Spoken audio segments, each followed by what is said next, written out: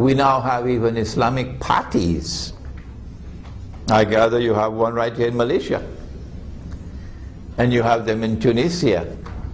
You have them in Egypt. You have them, the most famous one of all, of course, is in Turkey. And these Islamic parties believe that you can register the Islamic movement as a political party under the constitution of the secular state, and then fight in elections like everybody else fight in elections. And if you win the elections and you take power, then you have a gradual movement, you know. You allow the alcohol for some time and allow the nightclubs and so on for some time, because you don't want to rock the boat, do you?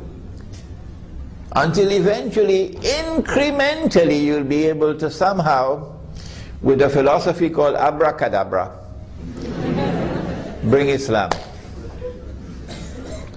Where is Islamic scholarship today? Is this the Sunnah? That you walk the road of shirk to bring Islam? In that seminar, I spoke as I did today to point out the folly,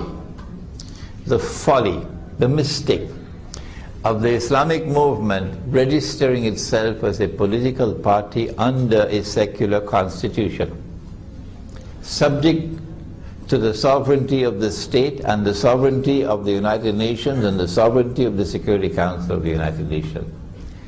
I thought it was an exercise of total foolishness to register yourself as a political party and to fight elections in order to win power and to rule.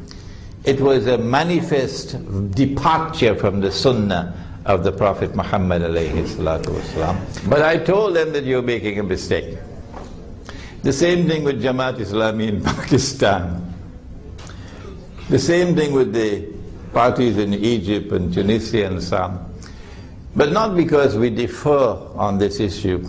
Does that mean we are enemies and there's any need for boxing gloves? No, we can differ and still be brothers in Islam. What should you do? The answer is, do not depart from the Sunnah.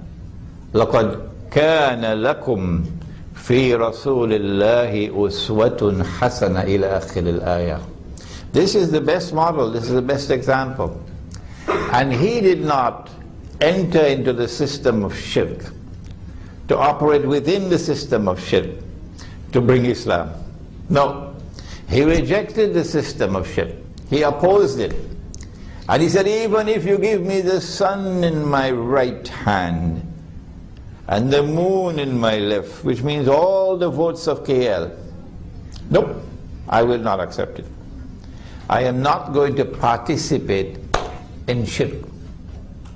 That was the way of the Prophet alayhi salatu wasalam. And he paid a terrible price for it. But in the end, Allah accepted his struggle, and Allah gave him success. And he is the most successful leader the world has ever seen in all of history. So if you follow the way of the Prophet ﷺ, yes, times are going to be very bad now, terrible now, but tomorrow you will succeed. Next question.